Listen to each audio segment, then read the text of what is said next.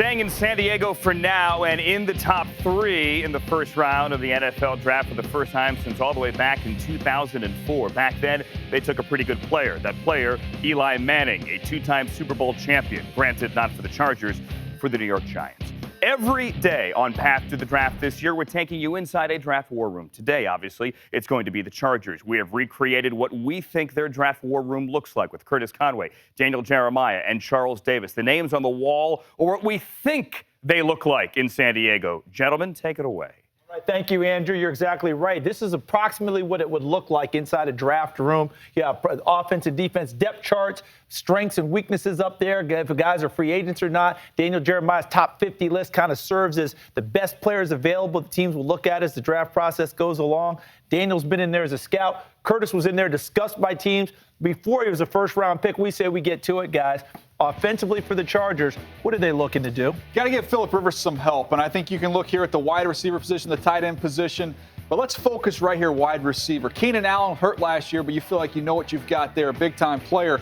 But getting him a running mate, maybe somebody with some speed, Seaway. Absolutely. They definitely need some speed at wide receiver. Malcolm Floyd, you see right there in red, he's retiring. He was Phillip Rivers' deep threat. Keenan Allen, more of a possession receiver, but definitely a dynamic guy. Stevie Johnson, a slot guy, got it done, but they need somebody to stretch the field. I like Will Fuller out of Notre Dame. Not at 3, of course, but at 35 in the second round. If he's still available, you need to pick him up to complement Keenan Allen. Yeah, he certainly knows this team backwards and forwards, doesn't he? Daniel Curtis Conway, the radio voice of the San Diego Chargers. We said we move down here and take a look at the defensive side of the ball as well. Remember, we still have number 3 in the first round that we're going to address. What do you see as for strengths and weaknesses? Well, Seaway, I don't know where you are. I look at the back end. I know we look at this front here. You've seen this team a lot. I know they could use help both at the first level and the third level of their defense. Yeah, I like the first level because we know, looking at this last Super Bowl, you get some pressure up front, you can win a lot of football games, and they need some help